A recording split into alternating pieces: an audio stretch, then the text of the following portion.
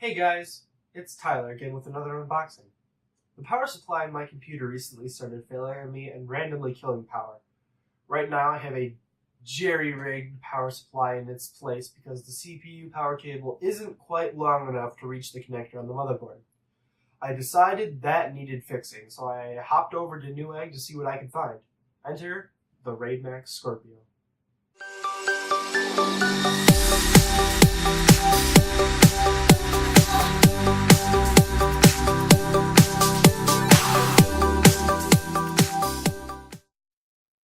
So I'm going to go in and start taking apart or start cutting open the package here.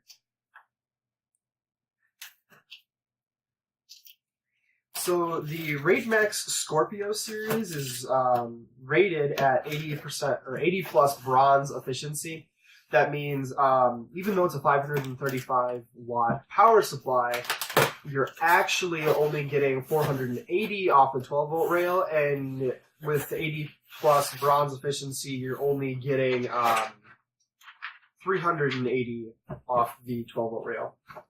Oh, this is a nice package here, so I'll take it out of the box if I can, and it comes in a separate nice looking package here.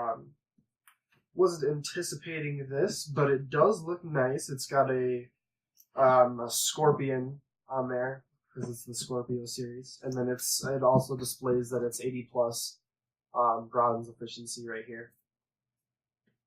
So I think the best way to go through this is to remove the plastic wrapping around the box so that I can just open the box like normal.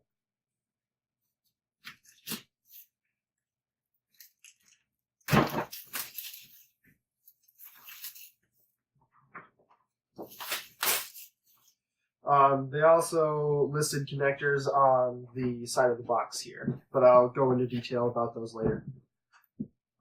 So it doesn't look like there's any more tape I have to deal with, so I just remove the part of the box sticking there, and then, Alright, so after you open the box, inside your shipping container, all the cables are kind of just scattered in there, which I don't know if I necessarily like, but they are all clearly zip tied here. Ooh, that's peculiar. So you've got all your modular cables, and then the power cord, and then the actual power supply is shipped in bubble wrap, and then it looks like the only other thing in the box is installation screws.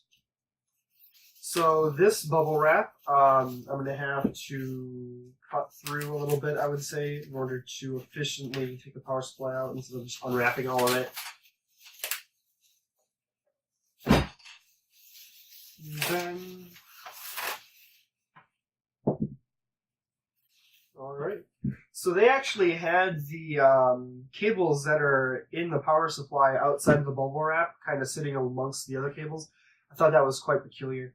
But, so I guess what I'm going to go through now is I'm going to go through the type of modular cables that the power supply comes with. It comes, well, first off, it's got a 20 plus 4 pin connector for the motherboard. It's got the CPU plus, or CPU 4 plus 4 pin for the CPU. And then PCI 6 plus 2 pin for graphics cards and such. It's actually got 2 of those. Looks like the other one is over here. And then we've also got a series of Molex connectors. There's actually 3 Molex 4 pins, so they've got all 4 pins. And then on the same modular cord here, we've also got a floppy connector for some reason. I'm kind of questioning why they still include that, even though it's not really relevant. Then we've got 1 of the SATA cords. There's 3 SATA ports on each of these SATA cords here to combine for 6 SATA connections. And then we've got the other PCIe cable right here. This is a 6 plus 2 pin connector. So that's basically it for the modular cables. One of the things that I liked about the picture that I saw on Newegg was the fact that there's actually a blue fan in here. But my power supply sits in the basement of the Thermaltake V27, so you can't actually see the fan, but I just thought it was a nice added touch because a lot of the times you just get a generic looking fan. But I think that's it for this unboxing. I've gone through all the modular cables, and all the cables actually hooked up to the power supply, and I've talked about the power rating from the power supply. Again, it's a 535 watt power supply with roughly 480 watt theoretical on the 12 volt rail. And since it's an 80 plus bronze efficiency power supply, you're only going to get 300 roughly on the 380 on the 12 volt rail. But that's about it for this unboxing. Make sure you like and subscribe our channel. You can also check links down in the description. And I think that's about it.